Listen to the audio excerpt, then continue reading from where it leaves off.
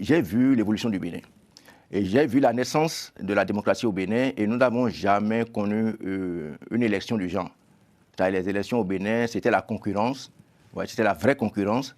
Et lorsque quelqu'un s'en sort, bon, on se dit vraiment là, chapeau. Mais ce que j'ai vu, ça ne nous honore pas tellement.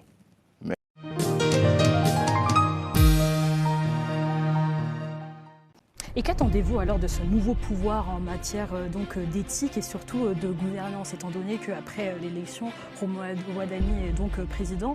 Qu'est-ce que vous attendez concrètement de ce pouvoir?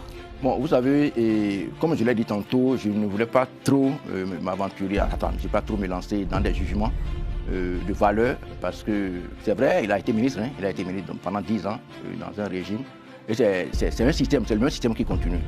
Mais je me dis, lui-même, pour avoir fait le tour du pays pendant la campagne, et beaucoup de choses devraient changer dans sa tête.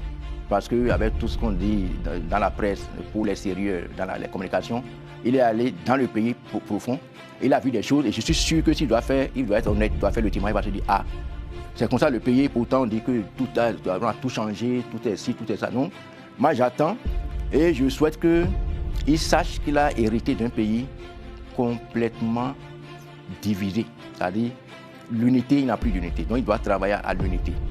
Il doit tout faire pour réunir encore le peuple. Et la manière dont il est élu, ça ne s'est jamais passé depuis 1990.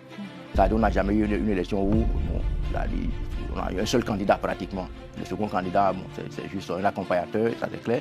Et le taux même, le taux de réussite, vous voyez, ça fait dresser les cheveux, 94% au Bénin, la démocratie.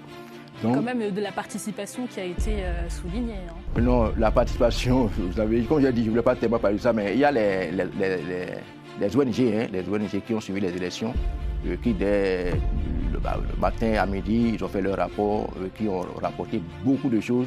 Les bourrades d'une, même les bureaux de vote qui devaient ouvrir à 7 h. Certains sont déjà ouverts même à 5 h du matin. Je ne sais pas si c'était les morts qui étaient venus voter, on ne sait pas. Alors, et puis il y a même dès l'ouverture, les urnes étaient déjà remplies. Bon, bref, comme je l'ai dit, je ne voulais pas tellement parler. On a déjà un nouveau président. Tant mieux. Il est le président de tous les Béninois, il est mon président. Et il faut qu'il sache qu'il a du pain sur la planche. Et dans son discours, il a dit aller plus loin. J'ai entendu quelque chose comme ça.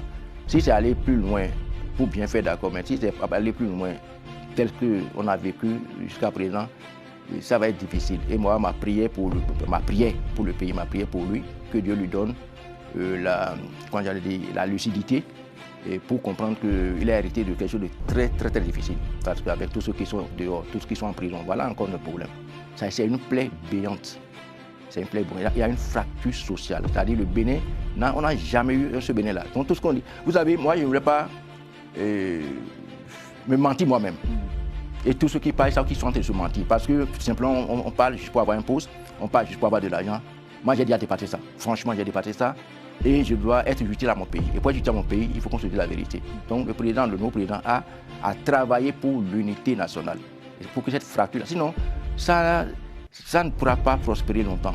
C'est-à-dire parce que, quoi qu'on dise, les gens souffrent avec la pression fiscale, avec les gens qui n'ont pas mal. Et lui-même, il a dit, hein, il a dit que depuis l'année dernière, on est à 7%, qu'on ne devrait plus avoir l'extrême pauvreté, mais que lui, il a vu un étudiant de sociologie, qui a mangé il y a 48 heures.